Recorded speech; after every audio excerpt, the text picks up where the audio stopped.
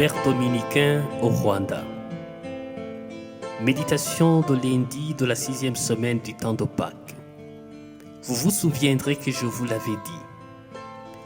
Dans la page évangélique qui nous est proposée aujourd'hui, Jésus préparait ses disciples à faire face aux persécutions, à l'abandon et à la mort qu'ils allaient subir à cause de lui. Il ne veut pas qu'ils soient surpris et scandalisés de l'opposition qu'ils vont rencontrer. Plutôt, il veut qu'ils gèrent la situation avec calme, quiétude et sérénité. Outre leur témoignage face à cette opposition, il leur promet l'œuvre du Saint-Esprit pour le défendre et témoigner de lui. Après sa mort, tout ce que Jésus leur avait dit est devenu une réalité. Ils ont vécu l'opposition, le rejet, la souffrance, le chômage, la solitude, la persécution, la prison et la mort à cause de Jésus.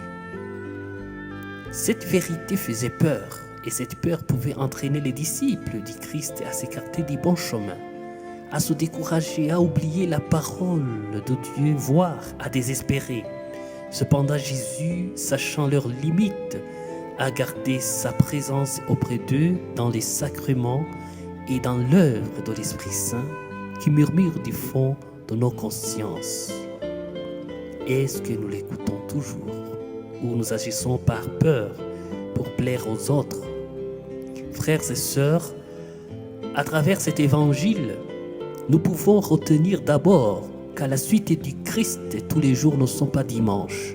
Comme les scouts le suggéraient, il faut être toujours prêt à faire face à l'opposition et à la souffrance à cause de Jésus, ou pour la vérité, ou pour la vie.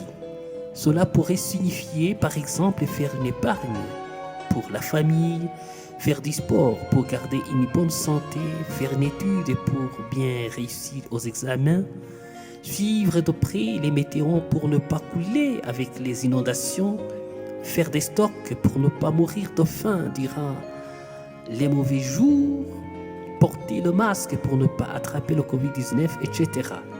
Outre ces efforts, l'Évangile nous invite à faire confiance à Dieu et à son œuvre dans l'Esprit Saint. Bien que le mal, l'opposition, la souffrance, les maladies, la pauvreté, le chômage puissent nous effrayer durant cette période, dans nos différents milieux de vie, Jésus nous rappelle que nous ne sommes pas seuls. Il est avec nous dans l'Esprit Saint. Il nous faut tout simplement être attentifs à la voix du Saint-Esprit et avoir le courage de témoigner de lui dans nos paroles comme dans nos actes. Le reste, il va s'en occuper parce qu'il est le Tout-Puissant et plein de miséricorde, maintenant et pour